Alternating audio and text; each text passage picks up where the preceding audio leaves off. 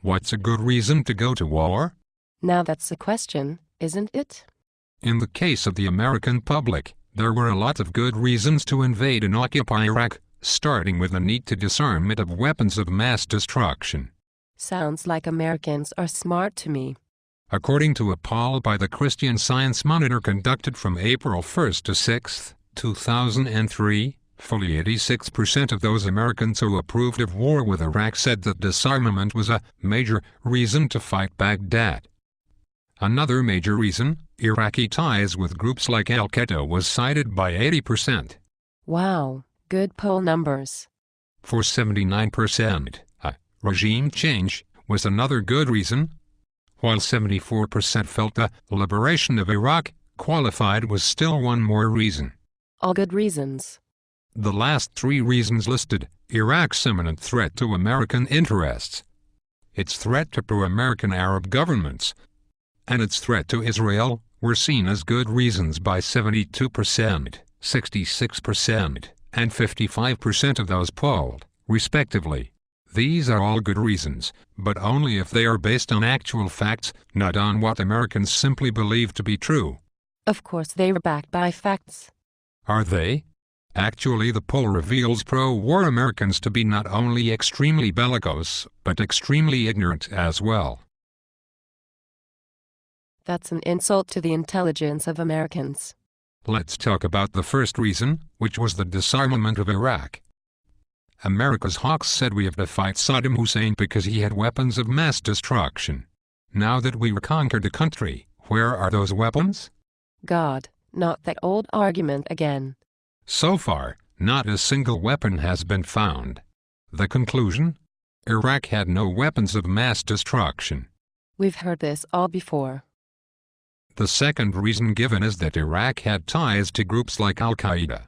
And what's wrong with that? If Iraq had ties to Al-Qaeda, which claimed responsibility for the World Trade Center attacks, then this would certainly be a good reason. I'm glad we agree on something. I'll go even further. If Iraq had ties to groups like Al-Qaeda, this would be a somewhat weaker, but still a good reason. Unfortunately, Iraq has no links with Al-Qaeda and its leader, Osama bin Laden. Why not? Because they were mutual enemies. What, are you nuts? They were allies. If they were allies, then why didn't Al-Qaeda appear in Iraq until after the invasion? Don't forget, Saddam Hussein was a secularist, and Al-Qaeda favors a Sunni Muslim theocracy. They still could have been allies. Whatever. The fact remains, however, that there is at least one government with proven links to the bin Laden family, and whose intelligence service supplied Osama bin Laden with covert support for his terrorist attacks. Stop. Are you going to bring up the Bush family again? Whether or not the Bushes have ties to the bin Laden family is irrelevant. Actually, it is the next reason that is irrelevant. What third reason? Regime change. No matter how bad a government is, the United States does not have the moral authority to overthrow it. And what will another country from deciding that our government should be deposed, especially when we have set the precedent? This reason is steeped not only in ignorance, but short-sightedness as well. No one would even dare try. Then there is the next reason, which was the liberation of Iraq. My personal favorite. This is the most noble of the reasons given for going to war, and it makes the war hawks feel good. No other nation would be so noble as to bestow the benefits of liberation upon the oppressed Iraqi people.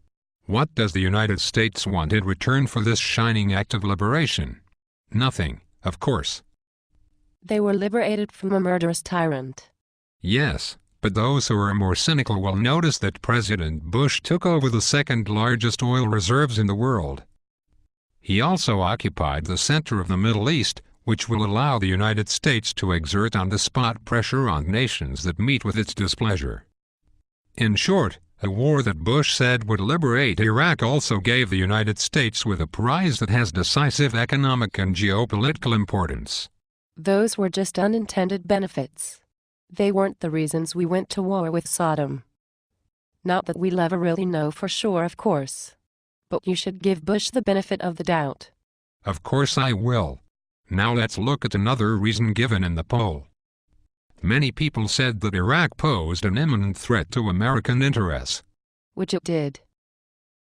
Considering that Baghdad had no weapons of mass destruction and had never attacked the United States, nor even possessed the ability or intention to attack the United States, this is one of the most bizarre reasons that could be given.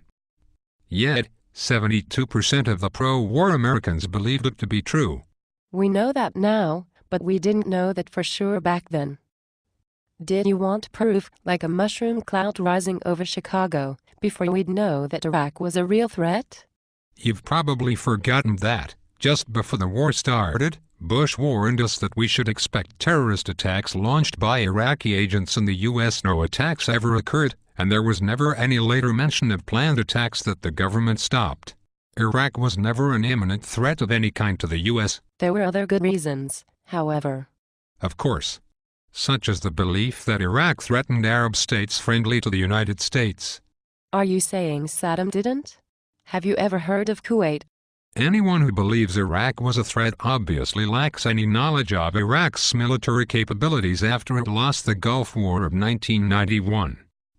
How could a country that lacked an air force and a navy, and that had no control over its own airspace possibly be a threat to its neighbors? Furthermore, Iraq had actually destroyed its best weapons, long-range missiles, only a few weeks before the United States invaded it. Well, thank goodness for that. You sound as if you wish Iraq had still had them. Now, is that all of the reasons you're going to mention? No, there is also the idea that Iraq threatened Israel, too.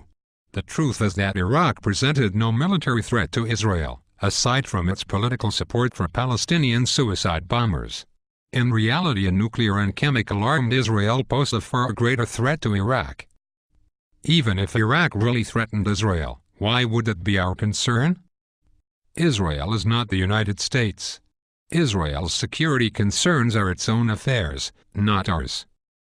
Besides, it possesses its own healthy nuclear and chemical arsenal, so Israel can more than take care of itself. It's anti-Semitic to say we shouldn't support Israel. Name caller. Let me just finish by saying that as the occupation of Iraq drags on and new confrontations with the axis of evil loom in the form of the escalating crisis with Iran, Americans would do well to educate themselves before they launch another war. It's one thing to fight a war as a soldier. It's quite another to fight it as an ignoramus. Nothing personal. Ignorant or not, we can take care of Iran.